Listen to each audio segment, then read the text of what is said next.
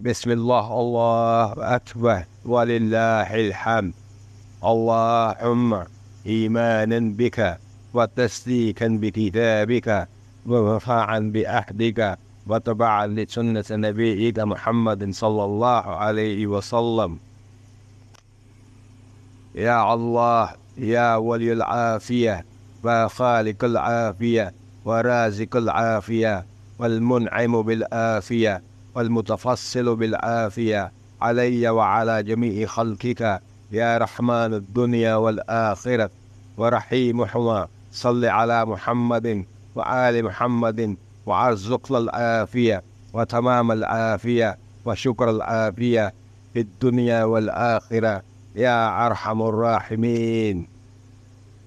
اللهم مالك الملك تعطي الملك من تشاء وتنزع الملك من تشاء وتعز من تشاء وتذل من تشاء بيدك الخير، إنك على كل شيء قدير. رحمن الدنيا والآخرة ورحيمهما وتعطيهما من تشاء وتمنع منهما من تشاء، أرحمني رحمة تغنيني بها. اللهم رب السماوات ورب العرش ورب العرش العظيم، ربنا ورب كل شيء، فالق الحب والنوى ومنزل التوراة والإنجيل والفرقان، أعوذ بك من شر كل شيء أنت آخذ بناسياته.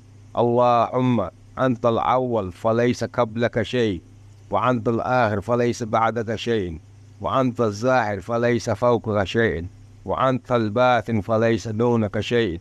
أخذ عنا الدين وأغننا من الفكر. رب اغفر لي خطياتي وجهلي وأسرافي في أمري كله وما أنت أعلم به مني. اللهم اغفر لي خطاياي وعمدي وجهلي وحزني وكل ذلك عندي. اللهم اغفر لي ما قدمت وما أخرت وما أسررت وما أعلنت.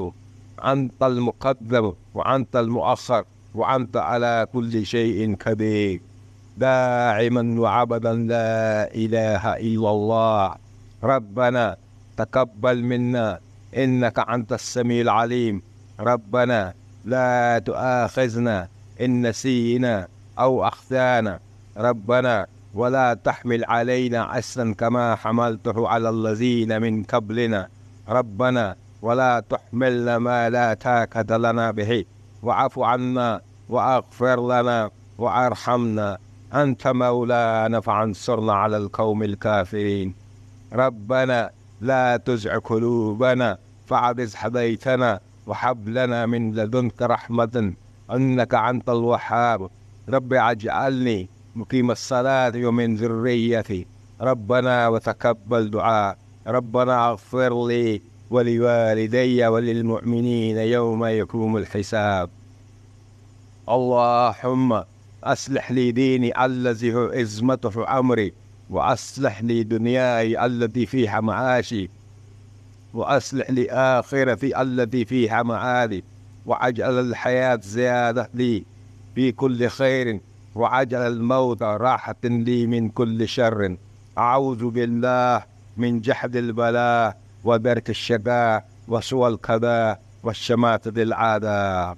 اللهم إني أعوذ بك من الخوف والفاقة والمواقف الخزي في الدنيا والآخرة.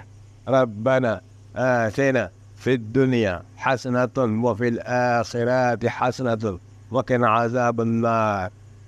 ادخلنا الجنة مع الأبرار يا عزيز يا غفار يا رب العالمين، يا أول الأولين يا آخر الآخرين يا ذو القوة المتين يا راحم المساكين يا أرحم الراحمين.